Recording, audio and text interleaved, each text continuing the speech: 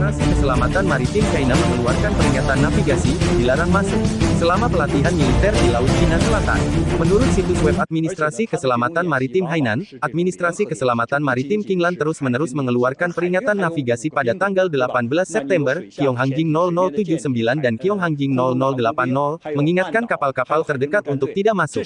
Tentara Udara Qiong 0079, Nanhai, dimulai tanggal 20 September hingga tanggal 23 September tahun 2021, dari pukul 15 hingga pukul 17 setiap hari, di area melingkar dengan radius 6 mil laut dan pusat 19 sampai 37,12 n, 110 sampai 57,32 e untuk pelatihan militer, seluruh pelayaran dilarang melintas zona latihan.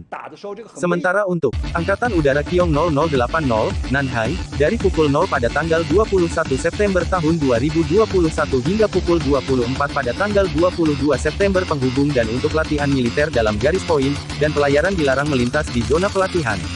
Pembawa roket pertama China menyelesaikan pekerjaan inspeksi dan perbaikan dan kembali ke pelabuhan asalnya. Dan direncanakan akan ikut dalam pelatihan keselamatan pelayaran di Laut China Selatan. Meningkatnya peraturan dan tingginya tensi di Laut China Selatan. Pengamat militer memperingatkan pemerintah untuk tidak hanya fokus dengan kekuatan China di Laut Natuna Utara. Amerika Serikat dan sekutunya disebut akan mengerahkan banyak kapal perang ke kawasan ini. Kawasan Laut China Selatan itu bukan cuma China yang hadir. Tapi, tiba-tiba ada negara-negara NATO, ujar pengamat militer Koni Rahakundini Bakri kepada Kompas TV pada Sabtu tanggal 18 September tahun 2021, malam. Membeberkan, Amerika Serikat dan sekutunya berencana memperkuat pengaruh di kawasan perairan ASEAN untuk menandingi China. Yang paling menarik terakhir ada fakta pertahanan baru dari Australia, Amerika, dan Inggris, kata Koni. Menurut Koni, aliansi tiga negara itu akan makin memperkuat kekuatan militer dan teknologi mereka. Aliansi Amerika, Australia, dan Inggris ini tidak main-main karena akan mendorong semua langkah-langkah agresif. Dan bekerjasamanya ini dan teknologi, militer, segala hal karena mereka akan menekankan ke arah regional, jelas Koni.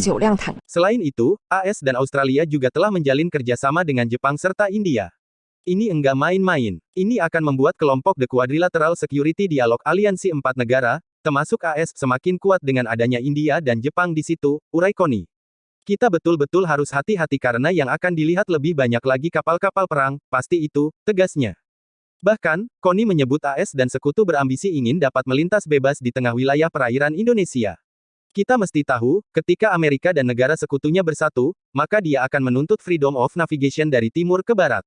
Itu artinya, bisa saja mereka mau melintas masuk Laut Jawa, ungkap Koni. Dengan banyak kepentingan di perairan ASEAN, Koni menilai Indonesia sulit mengimbangi AS dan sekutunya juga China. Ini menurut saya tidak berimbang. Ini kawasan kita. Bagaimana peran ASEAN agar kawasan ini tetap milik kita, kata Koni. Karena kalau sekarang nelayan kaget dengan kapal China, jangan salah. Sebentar lagi makin banyak kapal di situ. Kapalnya Italia, kapalnya Prancis, kapalnya Belanda, kapalnya Inggris dan lain-lain, imbuhnya. Sebab itu, ia mempertanyakan komitmen negara untuk memperkuat TNI AL dalam melindungi ancaman dari luar. Bagaimana persiapan negara? Bagaimana TNI Angkatan Laut dipersiapkan dengan dukungan kekuatan udara untuk melindungi kedaulatan kita, kehormatan kita sebagai negara berdaulat, ujar Koni. Pangko Armada I Laksamana Muda TNI Arsyad Abdullah mengakui soal keberadaan Amerika Serikat itu. Terakhir, ia menerima laporan soal keberadaan kapal perang induk AS sekitar 1 minggu lalu. Ada kapal induk Amerika, yaitu USS Calvinson dan 2 frigat T yang melintas dari timur laut menuju ke barat daya, tutur Laksda TNI Arsyad Abdullah pada Kompas TV. Setelah diikuti ke perairan Anambas, kapal-kapal Amerika itu menuju ke Singapura karena wajar mereka memang memiliki pangkalan di sana, imbuhnya. Arsyad juga mengakui soal keterbatasan kemampuan TNI AL dalam menjaga wilayah Indonesia di Laut Natuna Utara karena masalah minimnya anggaran. Sampai dengan saat ini mungkin karena anggaran yang terbatas, sehingga kita hanya mampu diberikan dukungan 5 kri dan 1 pesut, kata Arsyad. Menurutnya, bila mempertimbangkan kemampuan radar kapal perang, TNI AL membutuhkan setidaknya 8 kri untuk menjaga Laut Natuna Utara. Melihat cakupan yang dimiliki oleh radar, itu setidaknya 1 kali melaut harus 8 kri. Jadi sangat minim, beber Arsyad. Admin ingatkan lagi freedom of navigation dari timur ke barat. Itu artinya, bisa saja mereka mau melintas masuk Laut Jawa gimana guys? Menurut kacamata pandang militer kalian, setuju tidak kalau Indonesia sudah sangat mendesak melakukan kemandirian ALUSISTA, sebab keberanian China mengklaim hampir 80% Laut China Selatan, karena kemandirian ALUSISTA mereka, kemandirian teknologi militer mereka. Hendaknya pemerintah harus memulai mengimpor kembali para profesional muda yang bertugas di luar negeri untuk dikembalikan ke tanah air demi terwujudnya kemandirian ALUSISTA kita. Tetap santuy. Salam riuh dan gak bikin gaduh. Subscribe lah lo belum subscribe. Share Indo Militer.